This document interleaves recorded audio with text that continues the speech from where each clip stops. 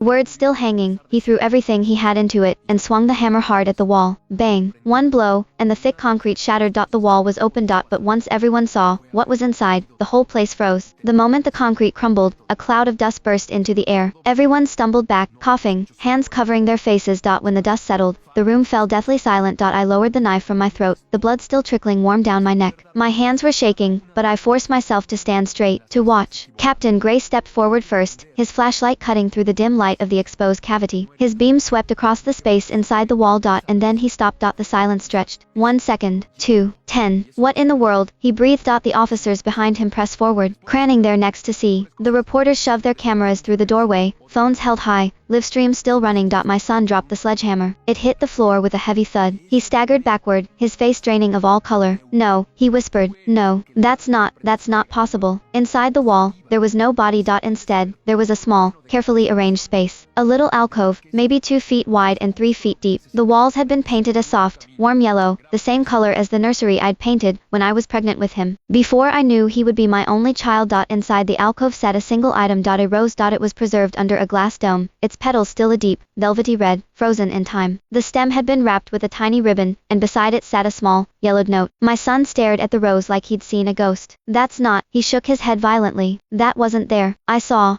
him. I saw you put him in there. I saw it. I watched him, my heart breaking. For 10 years, I had let him believe. I had let him carry that weight, that poison, because I thought it was the only way to keep him safe. Now I had to tell him the truth. Paul, I said softly, that rose is the one you picked for me when you were 6 years old. Do you remember? His face went slack. I remember, I continued, my voice steady even as my hands trembled. You ran into the yard and pulled it off my favorite bush. You said, Mommy, this is for you because you're the prettiest flower in the whole world. I pressed it that same night. I told you I'd keep it forever. Do you remember that too? Paul's lips parted. His eyes flickered with something, confusion, fear, a fragment of memory struggling to surface. But I saw him, he said again, weaker this time. I saw Dad. He was on the floor. There was blood everywhere. You killed him. No, Paul, I didn't. Then where is he? His voice cracked, rising into something almost hysterical. Where has he been for 10 years? Why did he never come back? Why did you never tell me the truth? I took a step toward him, then stopped. The knife was still in my hand, bloodied at the tip. I set it down slowly on the table, my movements careful, deliberate, because the truth would have destroyed you, I said. Captain Gray stepped between us, his face hard. Miss Henson, I think it's time you told everyone.